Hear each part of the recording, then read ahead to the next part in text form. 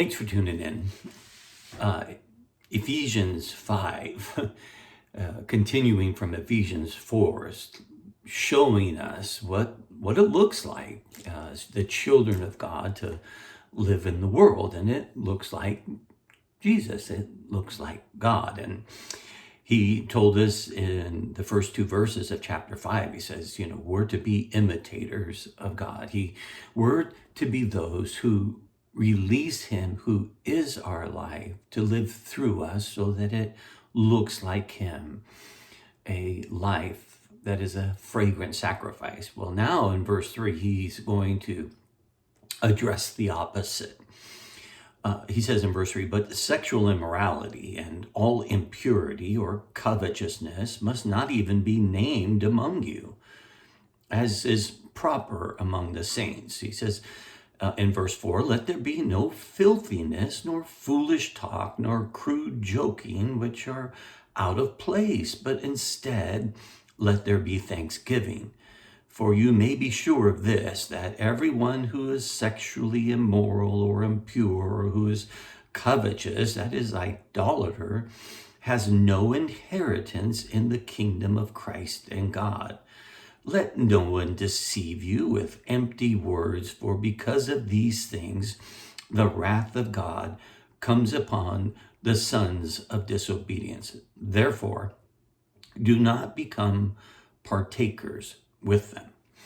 So Paul is saying the same thing with slightly different language as the Apostle John had said in his first epistle. He's saying to be a child of God is to reflect the life of God. You cannot be in both light and darkness at the same time. And if you're living a lifestyle of sin, well, then you're self-deceived. You are not his child. John says you can know that you're a child of God or a child of the devil simply by whether you love and practice righteousness or not. And so we're not practicing righteousness to get righteous. We're saying that he who has made us righteous reflects that in the way that we live. And so immediately he's addressing the immorality that was so common in that first century and is common in our day. The sinful person, the one who abides in darkness, doesn't think anything about immorality or impurity or covetousness. Now, we like to focus on the sexual sins that aren't ours, but covetousness, which is idolatry, is kind of the Western mindset. I want more. I need more. Give me more. It's all about me. And he's saying none of these things fit. No filthiness. And then he goes into the conversation and the joking and the words that we use. It's just, he goes, this kind of jesting and joking, it's not proper. It doesn't fit who you are as a child of God. He says, instead of all that, let there be thanksgiving. Instead of getting caught up in the system of the world, with the values of the world, talking and acting like the world, being idolaters, bowing down and serving that which the world serves, he goes, let's live a life of thanksgiving.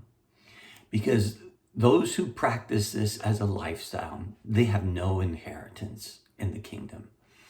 Meaning he does not rule and reign in their life, and they have no citizenship there. He says, don't let yourself be deceived. Like there's people out there that say, well, everyone is a child of God and everyone's going to heaven and everyone has everything they need now. But it's not true, friend. Even Jesus said to the religious people, he goes, you're of your father, the devil. You lie because he is a liar. And so, friends, the wrath of God comes on the sons of disobedience, those who seek self-destructive practices. He says, very clearly, don't become partakers with them. They are not your identity, but neither should you be a participant in what they call normal. As a child of God, everything about you that's normal, fitting, and suiting looks like Jesus, sounds like Jesus, acts like Jesus. The rest must be put off. Have a great day.